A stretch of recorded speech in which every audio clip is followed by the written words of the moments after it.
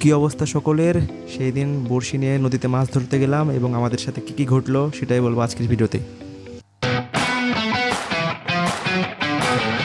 Hello friends, তো সেই দিন আমি আর আমার একটা ছোট ভাই দুইজন মিলে চলে গেছিলাম বড়শি নিয়ে মাছ ধরতে। সেদিনের আবহাওয়াটা খুব সুন্দর ছিল, চারিদিকে দেখে বুঝতে পারছেন। আমরা দুইজন মিলে রাস্তা দিয়ে হেঁটে আমাদের বাসার পাশে যেই নদীটা গেছে সেখানে গেলাম। আসলে অনেক দিন পর মাছ ধরতে যাচ্ছিলাম, তো মনের মধ্যে একটা আনন্দ কাজ করছিল এবং একটা এক্সাইটমেন্ট কাজ করছিল যে কী হবে আজকে মাছ ধরতে গিয়ে। সেখানে পৌঁছাতে পৌঁছাতে বিভিন্ন ধরনের গল্প করছিলাম এবং প্রাকৃতিক দৃশ্যগুলো দেখছিলাম। তারপরে আমরা দেখতে পেলাম নদীতে কিছু হাঁস চড়ছে। আমরা আগাতে থাকলাম। এই যে দেখুন আমার ছোটো ভাই যাচ্ছে। এই জায়গাটার ভিউ আসলে আমার অনেক সুন্দর লাগে, আপনারাও দেখতে পাচ্ছেন। এই জায়গাটার ভিউ আসলে বলে বোঝানোর মতো না, অনেক সুন্দর এই জায়গাটা দেখতে সামনে থেকে। সেখানে আমরা গিয়ে বসলাম।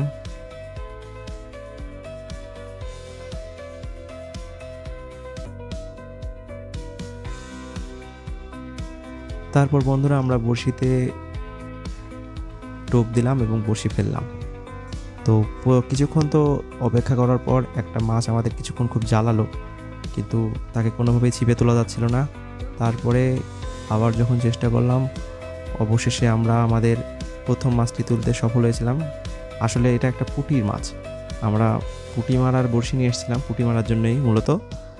তারপরে সেই মাছটাকে আমরা সাবধানতার সাথে বড়শি থেকে আলাদা করলাম এবং তারপরে আবার মাছ যখন বড়শিতে উঠতে শুরু করে, আসলে মাছ পাওয়ার যে আনন্দটা সেটা আসলে মুখে বলে বোঝানো যাবে না। এই ফিলিংটা যারা মাছ ধরে তারাই জানে। কিছুক্ষণ ধরে অপেক্ষা করার পর যখন অপেক্ষার ফলটা পাওয়া যায়, তো এইভাবে কিছুক্ষণ থাকার পরে আরেকটা মাছ পেলাম। এই দেখুন কিছু ছেলেপেলে এসে আমাদের পাশেই মাছ ধরছিল তারাও।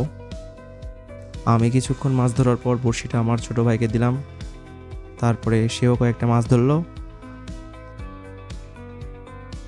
দুইজনার মাছ ধরা শেষে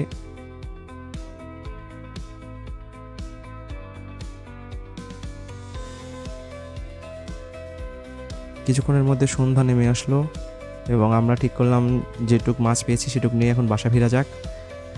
বাসায় যেতে যেতে আমরা ঠিক করলাম যে মাছটাকে নিয়ে যে আজকে আমরা ভাজবো এখনই। তো যে ভাবা সেই কাজ।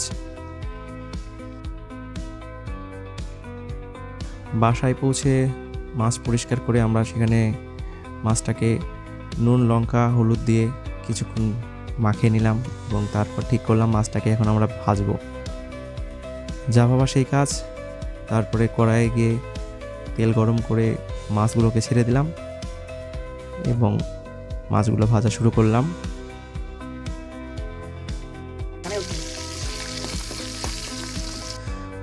মাছ ভাজা শেষ হয়ে গেলে মাছগুলোকে একটা পাত্রে তুলে নিলাম এবং এই যে দেখুন আমাদের ফাইনাল লুক।